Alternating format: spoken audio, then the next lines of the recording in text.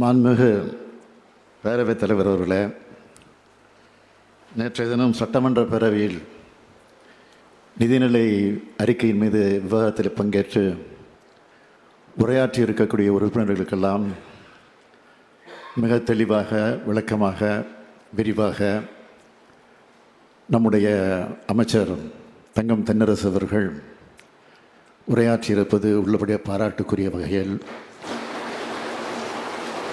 அமைந்திருக்கிற காரணத்தால் என்னுடைய வாழ்த்துக்களை மனதார நான் தெரிவித்துக் கொள்ள விரும்புகிறேன்.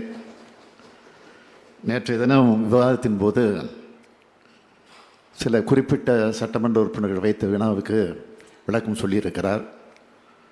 ஆனால் அதே நேரத்தில் பாரதிய ஜனதா கட்சியை சார்ந்த திருமதி வானதி சீனிவாசன் அவர்கள் வைத்த கோரிக்கைக்கு ஏன் பதில் சொல்லாமல் விட்டுவிட்டார் என்று எனக்கு புரியவில்லை.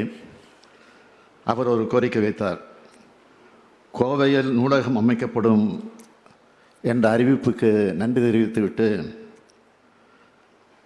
அது எங்கே அமையவிருக்கிறது, எவ்வளவு நிதி ஒதுக்கப் போகிறீர்கள், எப்பொழுது ஆரம்பிக்கப் போகிறீர்கள், எந்த காலத்தில் அந்த பணிகள் எல்லாம் முடிவடையும் என்று ஒரு கேள்வியை கேட்டார். அது உடனடியாக செயலாக்கத்திற்கு நிச்சயமாக வரும்.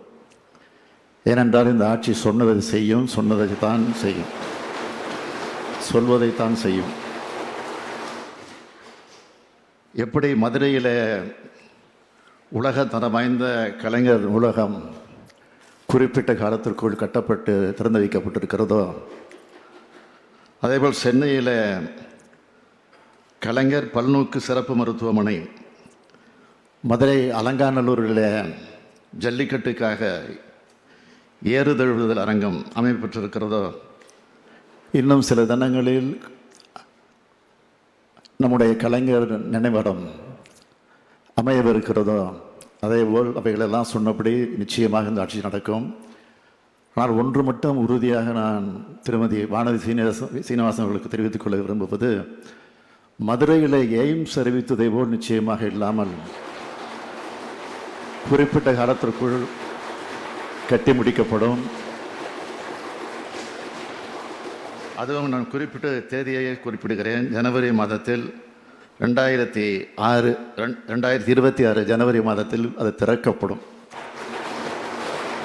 திறக்கப்படும் நிகழ்ச்சிக்கு உங்களுக்கு முறையாக அழைப்பு வரும். நீங்களும் அதன் விழாவில் வந்து கலந்து கொள்ள வேண்டும் என்று கேட்டு விடைபெறுகிறேன்.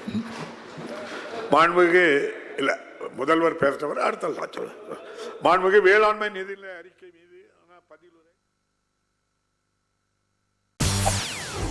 செய்திகளை உடனுக்குடன் தெரிந்து கொள்ள உடனே சப்ஸ்கிரைப் பண்ணுங்க.